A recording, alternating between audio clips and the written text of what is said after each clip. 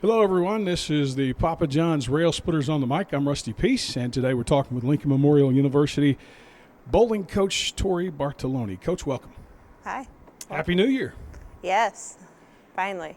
With the new year, looks like COVID-19 still in effect, but we do have some very soon upcoming events. That's going to be first couple of weeks of February, and I know that that's going to be at home, but you've probably got a lot planned between the beginning of this new year and of course, those events, because you throw in there with practice for your teams, and then, of course, maybe even some road matches, and that's a lot of business to take care of before that comes around the pike.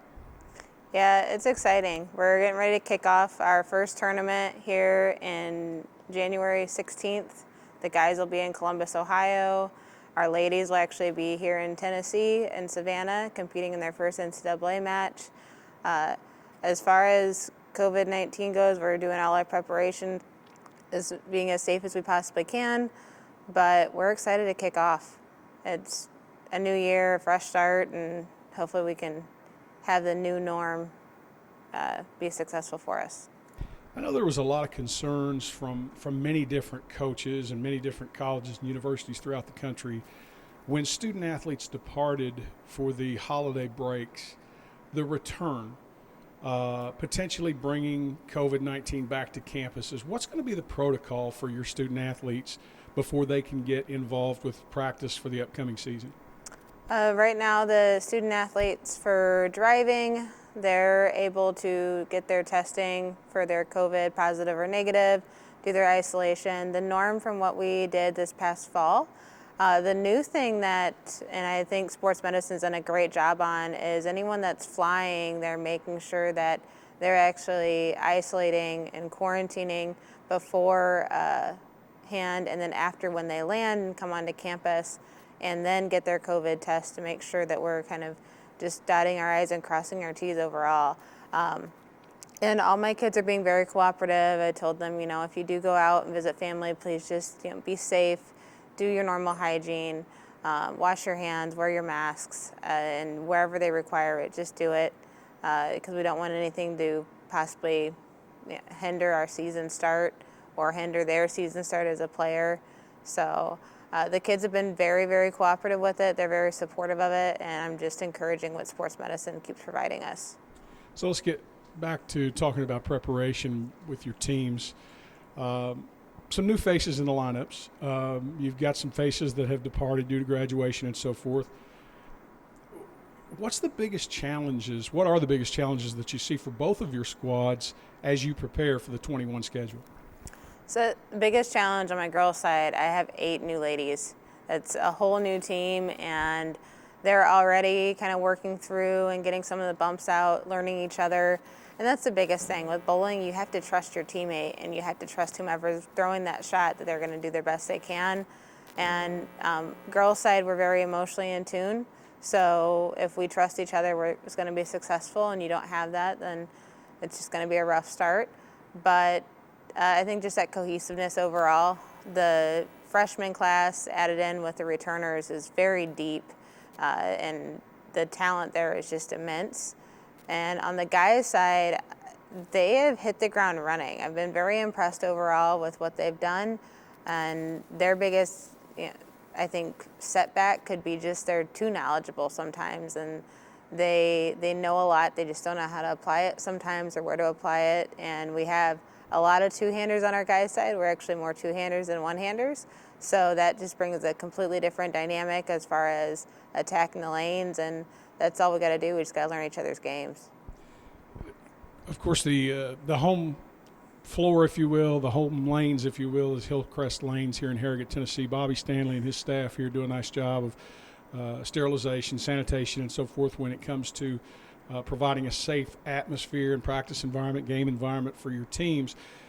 When you're talking about multiple teams coming in here, and in particular, this particular facility, I think Union College also uses it as a practice facility and so forth.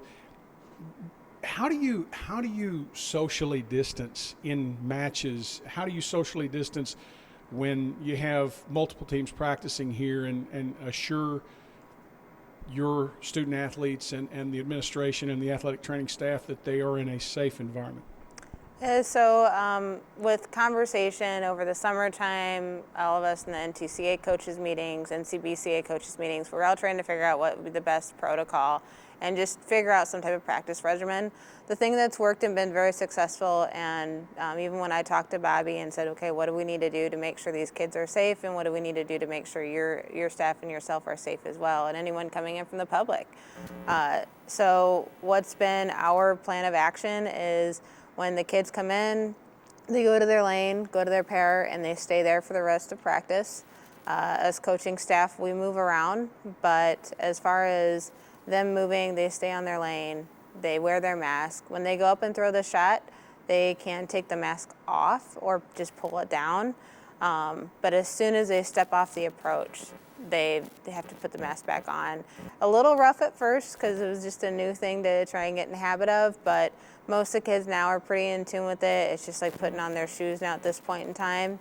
And then even having competition here and trying to figure out that the new setup for that is just more of making sure we're not rotating lanes, trying to keep teams quarantined on their part. NCAA has created up a great dynamic as far as just keeping us on a lane and just using both, or on a pair and using both lanes for competition, and then just moving but having sanitation go on as we go. And then on the guys' side, for the USBC side, it's not a whole lot of protocol, but as far as what we're doing here at LMU, it's the same thing with the NCAA. We're going to stay on our lanes. We're going to stay and try and keep as much social distancing as possible between, making sure there's a lane gap between each team for competition. And even with practice, it's the same thing. I'd like to point out that we're not ignoring the COVID-19 guidelines today. You, myself, the manager of Hillcrest Lanes, Bobby Stanley, and literally your father are the only ones in the facility today. You and I are a good 10, 12 feet apart at the moment, so we are social distancing. As we talk about that, I'd like to go back to a subject that I mentioned when we opened this segment. You are planning your first home event in a couple of years. That's going to be up in February. You're looking at anywhere between 10 to 12 women's teams and possibly as many as 30 men's teams in that event. 2 different weekends, but a big and exciting time for this tri-state area, because quite honestly, it brings a lot of revenue to the area. It brings a lot of attention to the area, and teams from all over the country. Mm-hmm. Yeah, I'm super excited to bring in home events here on both the guys and the girls side. I really just want people to be able to come in, see what our facility has to offer. It's a great home center. Bobby does an amazing job here. And, you know, everyone needs to see what Harrogate's all about. Come to LMU, come check it out. And just the area, because it got me here. I loved it when I first came on and was running the national qualifier. And it's just an awesome place to be. And I just want to share that with other teams and especially support our community. We've taken a big hit with COVID, and I think that bringing in as many teams as possible, bringing in that revenue, hotels, gas, grocery stores, things of that nature, we'll be promoting it as much as possible. I know we asked you several weeks ago a little bit of insight into the upcoming 21 schedule. We've touched on the couple of home events that you've got coming up soon, what you've got between now and those home events, but this is a very difficult schedule for 21, providing that it is played out, and your teams are going to have to be on point in order to compete at a high level to come away with some good results. Yeah, and I've expressed to my kids this fall semester, we need to take as much time and take it as slow as possible, make sure we're healthy, we're ready to go. We've worked on so many technical things with a lot of these kids, ranging from physical game to mental game strength. And I told them as soon as January hits, be prepared, hit the ground running, because it's not a sprint, but it's definitely a marathon, and we have no time to even look back or even look to the sides of us at that point in time. And my kids, the returners, know it, and I've expressed to them, please express these the incoming freshmen and transfers that this season's going to be crazy, not only just because our our season got crammed into one semester, but also it's just such a quick pace. We're going to be on the road, taking a break, going back on the road, have a couple days of practice, and then go right back. So they're being expressed now to make sure that they're mentally ready and healthy to go because we just don't have time.